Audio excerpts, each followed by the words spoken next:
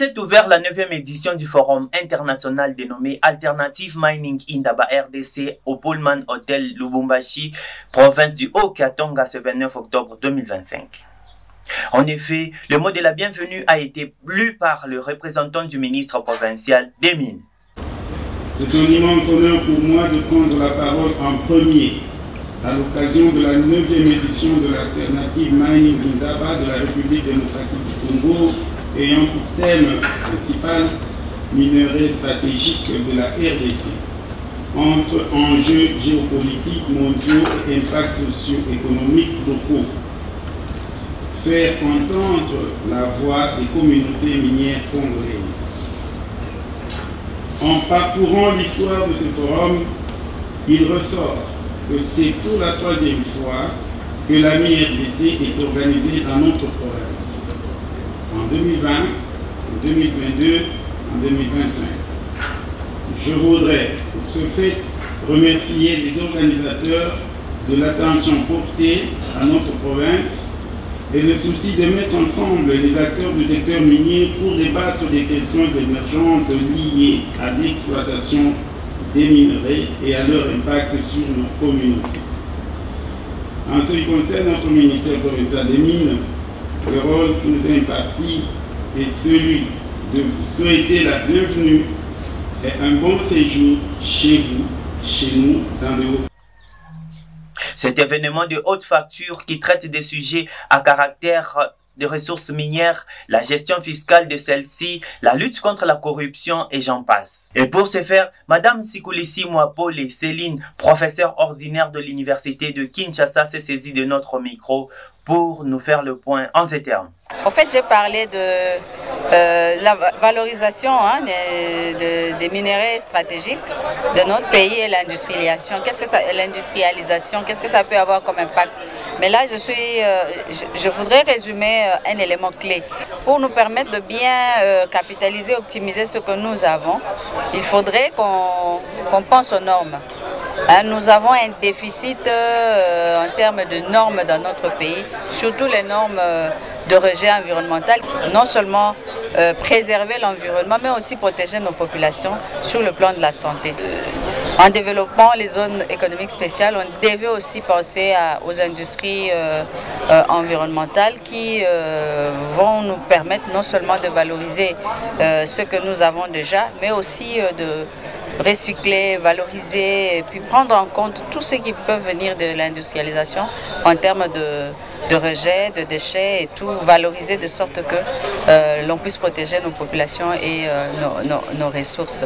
En fait, j'ai parlé de ça tout en présentant aussi l'aspect selon lequel l'exploitation environnementale a des impacts considérables sur la santé des populations. Il y a lieu de valoriser nos ressources énergétiques en proposant des solutions aux problèmes que nous avons déjà. Par exemple, comment nous pouvons réhabiliter nos sols, remédier aux problèmes de pollution en utilisant nos minéraux stratégiques.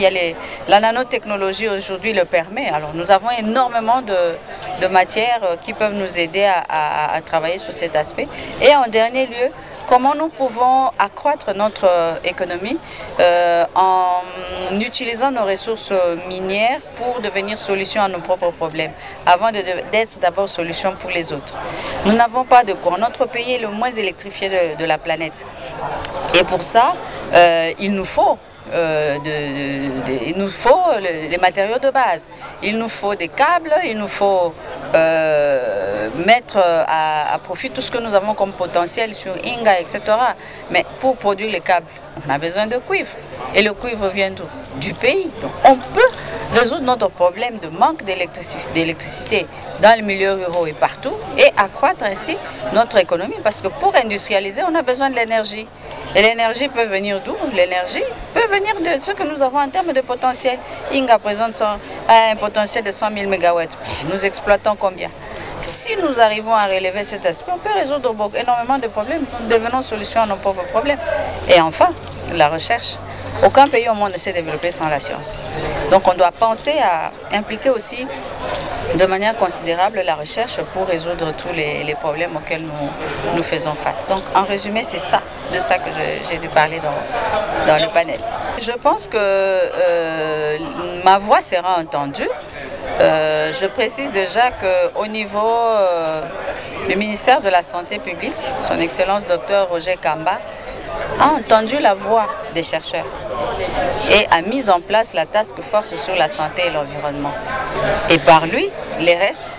Et nous allons nous approcher du Parlement pour présenter l'état des lieux santé-environnement afin que les élus nationaux prennent cette question à bras le corps.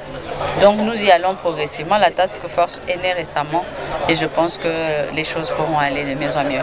Nous pensons exploiter, mais nous ne pensons en aucun moment que cette exploitation pourra nous créer des problèmes. À quoi sert de garder les fonds miniers pour les générations futures si ces générations-là mourront dans les quelques jours qui viennent? C'est une aberration. La task force a plusieurs missions. Je voudrais réordonner quelques-unes ici parce que c'est vraiment tout un long document. La task force a comme parmi ses missions d'abord de trouver des solutions aux problèmes réels de notre environnement, des problèmes qui posent des problèmes à la santé. Apporter des solutions de manière concrète en utilisant les évidences basées sur la recherche, parce qu'on ne vient pas donner des solutions politiques sans avoir des preuves que ça va marcher. Ça, c'est un élément. La deuxième chose, c'est que nous, en tant que task force, comme vous l'avez constaté, il y a un manque de coordination dans tout ce qui s'est fait. Les uns travaillent sur ceci, les autres. La task force voudrait coordonner en tout cas tout ce qui est comme action dans ce domaine pour que demain nous puissions avoir une politique du Nexus santé-environnement qui tienne compte de tous les aspects qui ne sont pas pris en compte ailleurs. Les politiques sont élaborées de manière isolée. Il n'y a pas de cohérence et ça pose problème.